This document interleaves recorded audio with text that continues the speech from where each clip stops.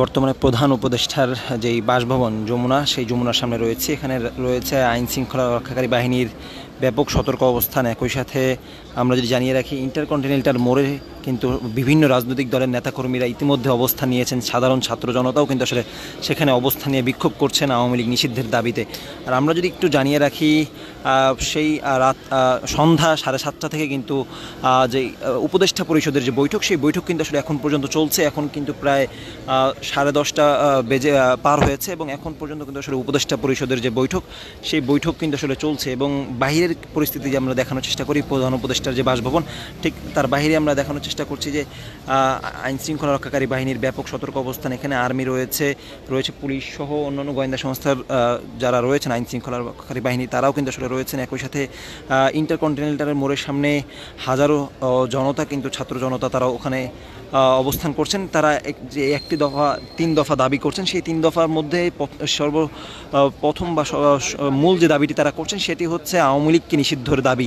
এবং একই সাথে আমরা যদি একটু দেখানোর চেষ্টা করি যে প্রধান উপদেষ্টার বাসভবনের সামনে থেকে আমরা দেখানোর চেষ্টা করছি যে কিছুক্ষণের মধ্যেই কিন্তু আসলে সিদ্ধান্ত আসছে আওয়ামী লীগের নিষিদ্ধের বিষয়ে। এবং একই সাথে যেই প্রধান উপদেষ্টার সঙ্গে কিন্তু আসলে যেই উপদেষ্টা পরিষদের যে বৈঠক শুরু হয়েছে, সেই বৈঠক থেকেই আসলে সিদ্ধান্ত আসতে চলেছে যে আওয়ামী লীগ নিষিদ্ধ হচ্ছে কি না।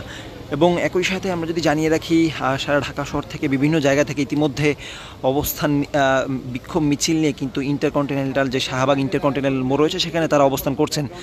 এবং তারা যে বিষয়টি আসলে বারবার আলটিমেটাম দিচ্ছেন, আমরা যদি জানিয়ে রাখি, এই আওয়ামী লীগ নিষিদ্ধের যে বর্তমান যে প্রধান উদ্যোক্তা বলা যায়, যে আসলে গত বৃহস্পতিবার হাসনাত আবদুল্লাহ একটি ফেসবুক পোস্টের মাধ্যমে তিনি আসলে প্রধান উপদেষ্টার বাসভবনের সামনে অবস্থান কর্মসূচির ঘোষণা দেন। এবং সেখান থেকে কিন্তু আসলে আজ পর্যন্ত প্রায় 2 দিন পার হয়ে গেল। এখন পর্যন্ত তাদের যে দাবি, সেই দাবি কিন্তু আসলে তারা দাবি আদায়ের লক্ষ্যে মাঠে রয়েছেন। এবং একই সাথে আমরা যদি জানিয়ে রাখি, গতকালকে রাত্রে ঘোষণার পর আজ দুপুর 3টা থেকে আবারও কিন্তু আসলে রাস্তা, শাহবাগের যে রাস্তা, সেই রাস্তা অবরোধ করে বিক্ষোভ সমাবেশ করেন। এবং সেখানে কিন্তু আমরা দেখেছি কিছুক্ষণ পরপর বিভিন্ন জায়গা থেকে বিভিন্ন দলের নেতাকর্মীরা কিন্তু আসলে সেখানে এসে সংহতি জানিয়েছেন এবং হাজার হাজার নেতাকর্মী কিন্তু আসলে সেখানে অবস্থান নিয়েছেন এবং এখন পর্যন্ত সেখানে অবস্থান নিয়েছিলেন। ঠিক আমরা যদি জানিয়ে রাখি, আসলে 7:30টায় যে বৈঠক, সেই বৈঠক শুরু হওয়ার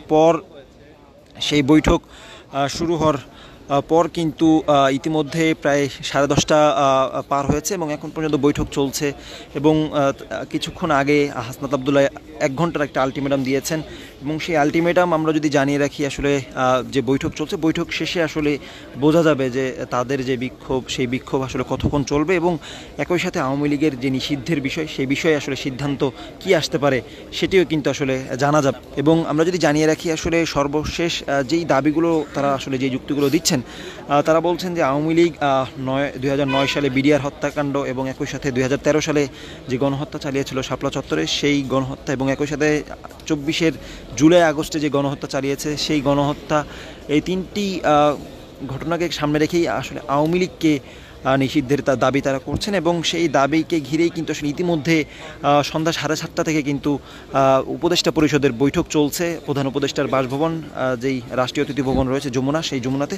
এবং তার বাহিরের পরিস্থিতি আমরা যদি দেখানোর চেষ্টা করি, এখানে ব্যাপক সতর্ক অবস্থানে আইন শৃঙ্খলা রক্ষাকারী বাহিনীর এবং পুলিশ রয়েছে, আর্মি সহ অন্যান্য গোয়েন্দা সংস্থা, আইন শৃঙ্খলা রক্ষাকারী বাহিনী সহ অনেকেই কিন্তু তারা কিন্তু সকলে রয়েছেন।